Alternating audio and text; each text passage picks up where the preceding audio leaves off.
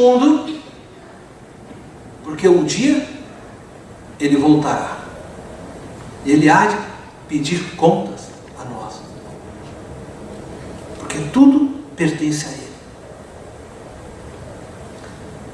Veja como que a nossa cosmovisão da criação ela é ampliada quando eu olho a partir dos olhos do Pai. Você não é obra do acaso, você é obra do amor de Deus. Você existe porque Ele quis que você existisse, e Ele te formou para a glória dEle. E eu queria dizer ainda que a nossa compreensão a respeito de família também é ampliada. Em nossa cultura, quando nós falamos de família, nós pensamos papai, mamãe, titio, titia, primo, não mais do que isso. Filhos. Essa é a nossa concepção de família. Mas quando você olha com os olhos de Deus, muda. Certa ocasião, Jesus estava ensinando para algumas pessoas, e disse que Maria e os seus irmãos chegaram naquele lugar, e um dos discípulos foi até Jesus e disse: Jesus, a sua mãe e seus irmãos estão aí, querendo falar com o Senhor. E Jesus: mas quem é minha mãe e quem é meus irmãos? Quem são, né, meus irmãos? Ele falou: minha mãe e meus irmãos são todos aqueles que fazem a vontade de Deus. A concepção de família muda, ela amplia. Então, todo aquele que crê em Jesus Cristo é membro da família de Deus. Por isso nós olhamos uns para os outros aqui e nos chamamos de irmãos. E aí não importa a sua raça, não importa a sua classe social, não importa a sua ideologia, porque se você crê em Jesus Cristo, você é filho de Deus. E nós somos irmãos, pretos e brancos, amarelos, pardos, ricos, pobres, sujos, limpos, não importa. Somos todos filhos do mesmo Deus. Olhar com os olhos de Deus amplia a minha compreensão de família. João 1,12 diz: mas a todos quantos o receberam, deu-lhes o poder de serem feitos filhos de Deus, a saber, os que creem no seu nome. E você sabe o que eu acho muito interessante? É que quando a gente sai aqui, eu olho para todos vocês, eu sei que todos creem em Jesus Cristo, que são meus irmãos na fé, mas quando eu saio lá fora, eu me deparo com pessoas que eu não sei se eles são ou não, eu não os conheço, se são filhos de Deus ou não, mas isso não faz diferença. Sabe por quê? Porque mesmo que não seja, mesmo que eles não sejam ainda filhos de Deus, eles têm o potencial de serem filhos de Deus. Depende de como você os trata. Depende de como você leva o amor de Deus até eles. Porque um dia, outrora, eu também não era. Talvez você também não fosse. Mas você veio a conhecer o Evangelho. O céu aonde o Pai habita é morada de todos. No céu onde o Pai habita não existe demarcações geográficas, distinções de línguas, de raças, de cor. O céu é o lugar onde a unidade das raças, das classes, dos sexos, das ideologias se tornam reais. A nossa compreensão de família é ampliada quando nós entendemos que nosso Pai está no céu e que do céu Ele olha para todos nós com amor. desejando que todos os homens cheguem à salvação. A nossa compreensão do amor, ela também é ampliada quando eu olho a partir dos olhos do Pai. Nós não podemos amar apenas de palavras. A Bíblia diz que nós temos que amar de fato e verdade. Certa vez Jesus foi interrogado por um homem, e este homem perguntou a Jesus quem era o próximo a quem ele devia amar. Porque Jesus tinha dito que nós deveríamos amar em primeiro lugar a Deus, de todo o nosso coração, de toda a nossa alma, de toda a nossa força, de todo o nosso entendimento, e depois disse que nós deveríamos amar o próximo como a nós mesmos. E esse homem vira então e diz, mas quem é o nosso próximo? E Jesus conta uma parábola para aquele homem. Isso está lá em Lucas, capítulo 10. Jesus diz para aquele homem que certa vez um viajante foi assaltado. E além de ser assaltado, os ladrões bateram nele com tamanha violência que deixou aquele homem na beira do caminho, quase morto. E diz então que no texto que passa um sacerdote e olha aquele homem no caminho quase morto e nada faz, prossegue o seu caminho. E diz no texto depois que vem um levita. O levita não é cantor, né? Nós normalmente costumamos pensar que o levita é cantor, né? Embora possa ser um cantor, mas o levita é todo aquele que serve na casa de Deus. Os levitas carregavam cortina, os levitas cuidavam de diversas coisas dentro da casa de Deus. E todos nós somos levitas hoje, né? Porque todos nós somos sacerdotes na casa de Deus. E passou aquele levita e olhou aquele homem e nada fez. E diz o texto, depois Jesus conta a história, diz que o samaritano era um povo rejeitado pelos judeus. E o samaritano vê aquele homem na estrada, e ele encosta, vai até onde está aquele homem, cuida das feridas, coloca aquele homem lá no seu carro, né?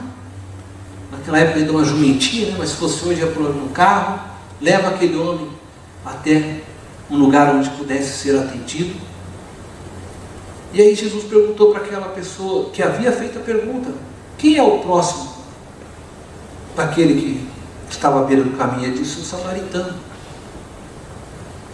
Isso significa que Jesus estava querendo ensinar para nós que o nosso amor ele tem que ultrapassar todos os preconceitos.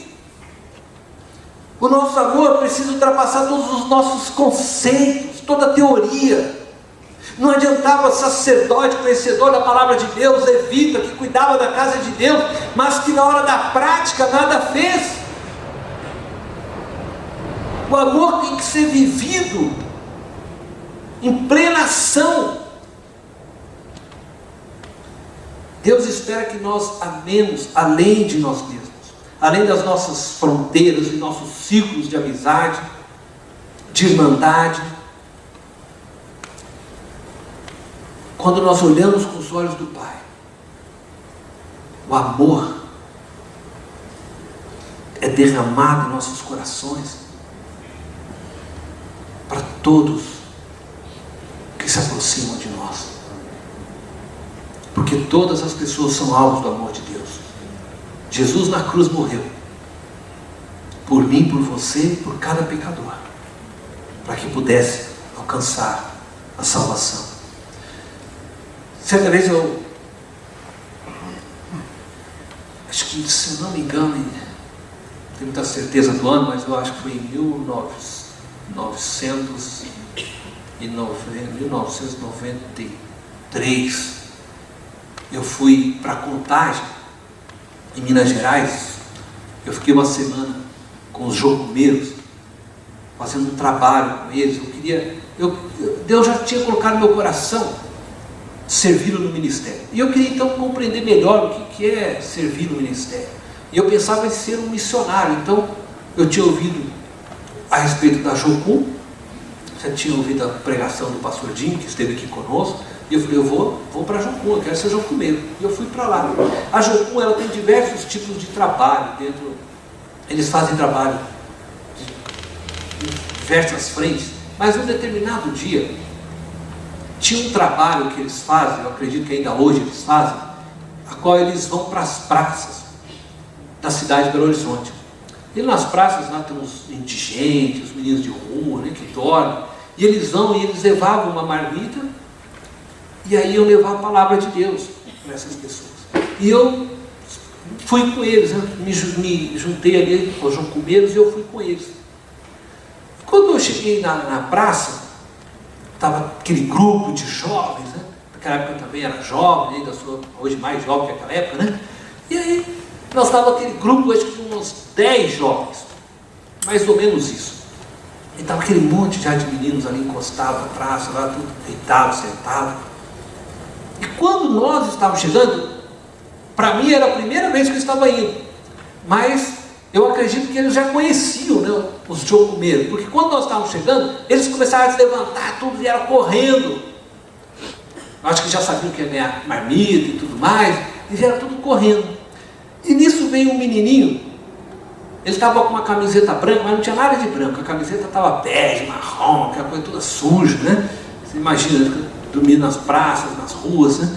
O cabelo todo sujo, o rosto sujo. Parecia assim que já estava com a... Não sei quando a gente fala, né? Que nós grudaram assim de sujeira, né? No rosto. E aquele menininho veio correndo, tinha 10, mais ou menos. Ele veio e pulou no meu colo, todo sujo. E eu não sei se você já passou por uma experiência que quando acontece algo, ainda que aquilo seja 3 segundos, 4 segundos, mas parece que aquilo vira 1 hora. Aquele menino pulou e parece que o tempo parou. Sabe?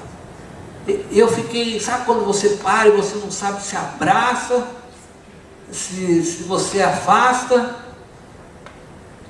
E aí eu fiquei naquele instante, aquilo foi rápido, mas me deu a sensação que marcou a eternidade, como se a eternidade toda parasse.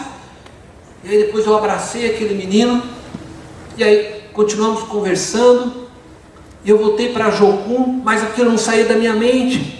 Aquele tempo como se tivesse parado, sem saber o que fazer, ficou na minha mente, e eu fui orar a Deus. E eu falei, Deus, por quê que aquele menino veio e se jogou no meu colo? E por que por um instante eu não sabia o que fazer? Para que você entenda, eu estava disposto a ir servir a Deus. Eu tinha dito para Deus que eu queria servir a Deus do jeito que Ele quisesse, aonde Ele quisesse. Eu deixei a empresa com a qual eu trabalhava do meu pai, para poder ir servir a Deus. Mas eu cresci, pela graça de Deus, num lar que sempre tive tudo. Em termos de bens materiais, nunca me faltou nada. Eu tinha boa escola, eu tinha bons amigos, nós éramos de uma classe média, eu posso dizer assim, média, talvez um pouco para alta. As pessoas com as quais eu convivia eram dessa classe, então eu era acostumado. Aí eu me converti, fui para a igreja, uma igreja como essa nossa, a gente só abraça as pessoas tão cheirosas, né? Todo mundo bem tomado, todo mundo higiênico, e eu não estava ainda acostumado com aquilo, e por isso aquilo me deu um choque. E Deus estava falando, se você quer me servir, você precisa aprender a amar as pessoas das mais diferentes situações. Você precisa aprender a tomar café naquela canequinha, que às vezes, já viu aquelas canequinhas parece um batonzinho, toda descascada, e você vai lá naquela casa, a pessoa te faz aquilo com amor, e você precisa tomar aquilo com amor. E dali Deus foi me levando a trabalhar em favelas, eu fui conhecendo pessoas das mais diversas situações. Amar sem olhar para aquilo que é externo. Bom, eu disse que 3 dimensões precisam ser afetadas. Eu tenho 5 minutos para falar das outras 2. Eu vou tentar aqui falar. A segunda dimensão da nossa vida precisa ser afetada pelo meu conhecimento de que meu Pai está no céu, é a minha dimensão ética. Isso fala de meus princípios, dos meus valores. do meu desapego deste mundo. Uma vez que a minha cosmovisão da vida é ampliada pelo olhar que eu faço agora através do meu Pai que está no céu, eu preciso, não é uma questão de escolha, mas eu preciso mudar os valores da minha vida. No mundo em que vivemos, na sociedade que vivemos, nessa cultura consumista, utilitarista, nós temos um pensamento que está por trás de todas as nossas ações e que muitas vezes não percebemos, mas nós temos já arraigado dentro do nosso coração, que é a ideia de que nós existimos para sermos felizes. Se você conversa com qualquer pessoa, ela quer ser feliz. Eu quero ser feliz. E eu quero dizer algo para você. Deus quer que você seja feliz. Não se assuste com o que eu vou dizer. Mas Deus te criou para que você viva para a glória dEle. Entretanto, nesse mundo, nessa cultura consumista e utilitarista, o homem criou, estruturou sua vida no fundamento de que preciso ser feliz. E parece que o mundo todo tem que conspirar para que você seja feliz. A felicidade se tornou o alvo da vida. E os valores, as ações, toda a nossa ética de vida passa por isso. E porque nós construímos nossa ética sobre a felicidade e a felicidade própria, a ética também é relativa. Você quer ver uma coisa? Talvez você já tenha passado por essa experiência. Se você vai vender o seu carro, quem sabe você está vendendo aqui, né, o seu carro. Quando você vai vender o seu carro, você quer o quê? Você quer ser feliz na venda do seu carro, porque você quer ser feliz. E aí você supervaloriza o seu carro. Alguns supervalorizam até demais, eles até mentem um pouco, né? O cara pergunta se o cara já bateu o carro muitas vezes. O carro é batido? Não, o carro não é batido, uns que ainda mentem. Mas seja qual for, você valoriza o seu carro. Por quê? Porque você quer ser feliz. E ser feliz para você significa pegar o máximo que você puder na venda do seu carro. Estou errado? Bom, agora você decidiu ir comprar um carro. Bom, você vai comprar um carro, sua ética muda. Por quê? Porque a tua ética está baseada na sua felicidade. Ela é o centro da felicidade. E aí o que você faz? Bom, eu vou comprar um carro, eu desvalorizo o carro do outro. Afinal de contas, essa é a minha ética. Eu tenho que ser feliz. Eu não quero fazer os outros felizes. Eu tenho que ser feliz. Aí você vai lá, o carro do cara é bom, mas que você procura umas coisas para falar, não, cara. Olha, tipo, lá tem um risquinho aqui, cara. Esse cara aí, eu vou ter que pintar tudo. Vou gastar R$2.000. Por que vocês valorizam? Porque você construiu a sua vida baseada na sua felicidade. Está errado.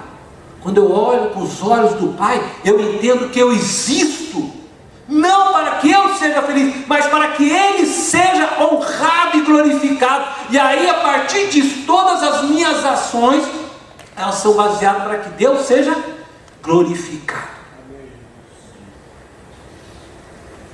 Então, minha ética é revista. Colossenses capítulo 1, verso 16, né, diz lá, porque nele foram criadas todas as coisas, que há nos céus e na terra, visíveis e invisíveis, sejam tronos, sejam dominações, sejam principados, sejam potestades, tudo foi criado por Ele e para Ele. Então nós existimos para a sua glória, nós somos criados para a sua glória, para o louvor da sua glória. E essa consciência de que nossas vidas é para Ele, tem que conduzir a uma disposição interior que vai afetar a nossa agenda de vida. Toda a nossa agenda precisa ser afetada. Porque quando eu existo para a glória de Deus, eu não caso para que eu seja feliz, mas eu caso para que Deus seja honrado. E Deus é honrado quando eu amo a minha esposa como Cristo amou a igreja. Amém? A esposa honra a Deus quando ela é submissa ao seu marido, como a igreja deve ser submissa a Cristo. Os filhos honram quando são obedientes. Os pais quando ensinam os filhos com amor. Percebe? Quando eu coloco Deus, entendo que eu não existo para ser feliz, mas eu existo para honrá-lo e glorificá-lo. Você vai alcançar a felicidade. Eu vou dizer uma coisa interessante. Você vai se tornar feliz quando você abrir mão de querer ser feliz. O grande problema é que o homem fica buscando a felicidade. E quando ele busca a felicidade, em vez de buscar glorificar a Deus, ele não alcança a felicidade. Porque aí ele olha para todas as pessoas e trata todas as pessoas como é a nossa sociedade trata, com a ideia de utilidade, de consumo. Porque eu quero ser feliz. Então, todo mundo existe para que me faça feliz. O outro pode perder, mas eu não. Eu preciso ser feliz. Eu não me alegro na felicidade do outro. Lembre-se disso. Você existe para glorificar a Deus. Bom, a terceira dimensão de vida que precisa ser afetada a partir do meu olhar como filho de Deus está no âmbito da adoração. É a nossa dimensão espiritual. Eu já disse que o Pai não pertence à nossa dimensão terrena. Ele não está preso a nenhum dogma, ele não está preso a nenhum credo, ele não está preso a nenhum sistema religioso que foi criado pelos homens, porque Deus é Espírito. Ele não está preso aos nossos limites. E a palavra de Deus diz lá em João que nós devemos adorá-lo em espírito e em verdade. Então preste atenção no que eu vou dizer para você. O que é adorar em espírito e em verdade? Porque às vezes nós ouvimos isso e ficamos imaginando várias coisas, né? Adorar em espírito e adorar em línguas, ou outras coisas. Adorar em espírito e em verdade significa que nós precisamos adorar a Deus de maneira integral. Nós não podemos adorar a Deus pela metade. Nós não podemos oferecer a Deus uma parte de nós. Nós somos espírito, nós somos corpo, alma. Nós precisamos adorar a Deus com todo o nosso ser, em espírito e em verdade, porque Deus é espírito. Então não adianta eu oferecer a Deus nada que não seja completo. Não adianta, eu vou dizer assim, não posso viver uma espiritualidade apenas contemplativa. Por exemplo, eu vou adorar a Deus em espírito, Deus é espírito e eu vou apenas contemplar, vou viver apenas uma adoração transcendental. Não, eu não vou ser completo se eu apenas viver com Deus a parte contemplativa. Eu não posso adorar a Deus apenas dessa forma sem me relacionar com o mundo real.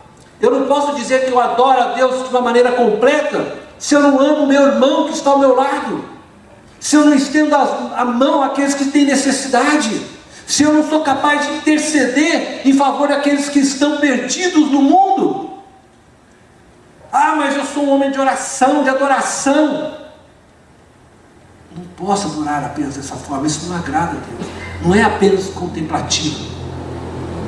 Mas também não posso apenas adorar a Deus numa espiritualidade verdadeira, em verdade, em espírito e em verdade, isto é, num diálogo com o mundo ao meu redor. Eu não posso apenas servir o próximo, mas não contemplar a Deus, não ter uma relação profunda com Deus, não me aquietar e ouvir Deus. Estão entendendo o que eu estou dizendo? Nós precisamos adorar a Deus em toda a dimensão. Eu preciso me relacionar pessoalmente, eu preciso ter tempo de contemplação a Deus, mas eu também preciso viver junto com aqueles que estão ao meu redor, servindo, amando, estendendo as mãos, orando por aqueles que necessitam. Não dá para descartar uma ou outra. Uma adoração tem que ser assim. Jesus subia, não é isso? Jesus saía diversas vezes, diz o texto, para o monte, ele ia orar, mas depois ele estava aqui no meio do povo. Tem gente que quer só ficar no monte, depois não quer se misturar com o povo. Agora tem outros também que só quer ficar no meio do povo, não quer ir para o monte orar. As duas coisas têm que andar junto. Eu poderia dizer mais coisas aqui, outras dimensões, a compreensão da vida eterna, a compreensão do céu, mas eu vou deixar isso para outro momento. Eu queria que você fechasse os teus olhos agora. Nós vimos hoje que para o Pai não existem diferenças entre raças e classes sociais. A minha pergunta é: isso é verdade no seu coração? Seja sincero com você.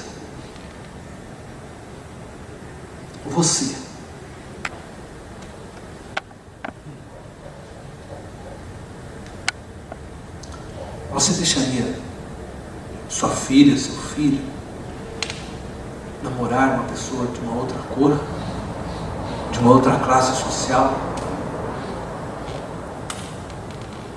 de uma outra classe intelectual, acadêmica?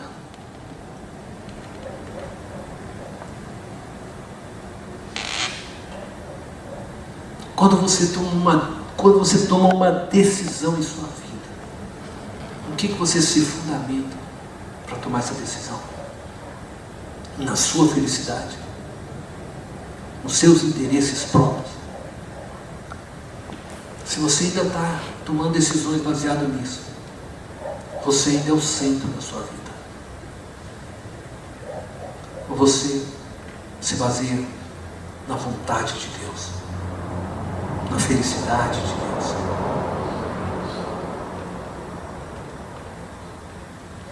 Como é que tem sido a sua adoração? Você é desses que adoram em espírito e em verdade? Ou sua adoração é apenas contemplativa? Você vem na igreja, você dá seu dízimo, você adora, mas você não se envolve com as pessoas. Você não abraça o necessitado.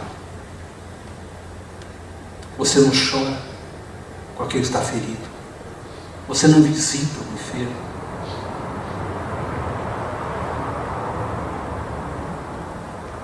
Ou quem sabe você faz isso tudo, mas você é daquele que não se aprofunda no relacionamento com Deus, não para ouvir a voz de Deus, não busca Deus por Deus, só busca Deus para atender suas necessidades, seus desejos.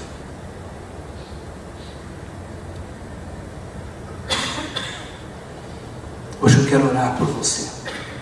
Eu quero orar para que Deus possa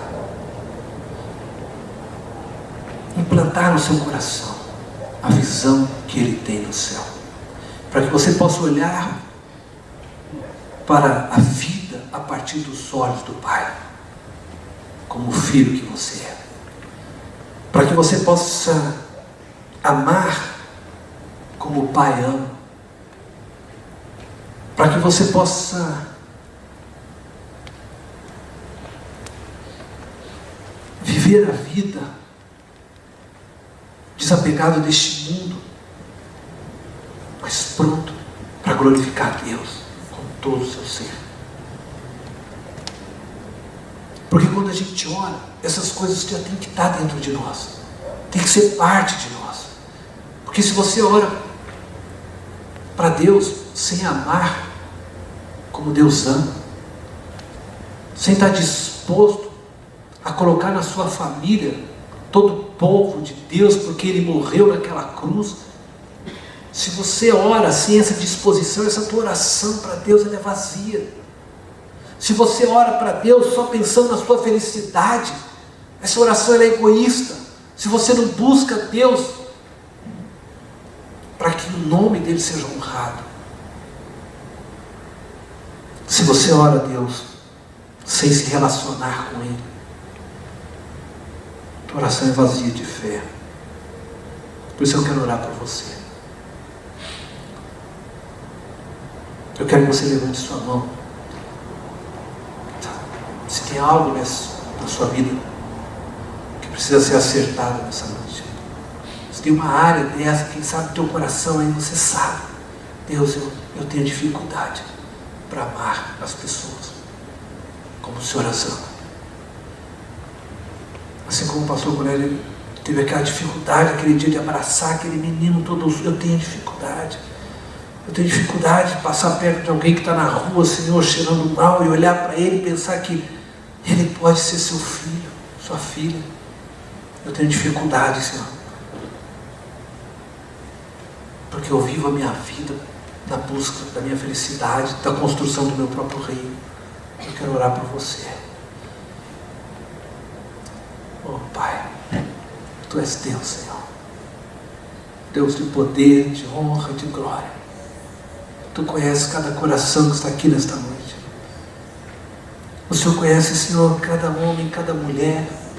Essas pessoas, Senhor, que ousaram levantar as mãos porque elas querem mais de Ti, Senhor. Porque elas sabem que há algo ainda no coração delas que precisa ser mudado. E eu quero te pedir agora, Deus, que o Senhor toque estas vidas com o Teu Espírito nesta noite, Deus. Que o Senhor possa remover, Senhor, tudo aquilo que tem atrapalhado, que tem impedido essas pessoas de amarem, Senhor, que tem impedido elas de viverem plenamente a vida que o Senhor tem dado para elas. Oh Pai, ajuda, Senhor, cada um desses irmãos e irmãs que estão com as mãos erguidas, aqueles, Senhor, que sabem que não levantou hoje a mão, mas que também está aqui diante do Senhor e tem coisas, Senhor, que eles trazem ao Teu altar. Eu oro para que o Senhor possa abençoá-los também, para que o Senhor possa ministrar a vida deles, para que o Teu Espírito, o Senhor, possa impactá-los também nessa noite, Deus, em nome de Jesus, que o Senhor traz cura, Senhor, a estes corações nessa noite. Que a unção, a graça do Senhor resplandeça sobre todos, em nome de Jesus. Amém. Amém.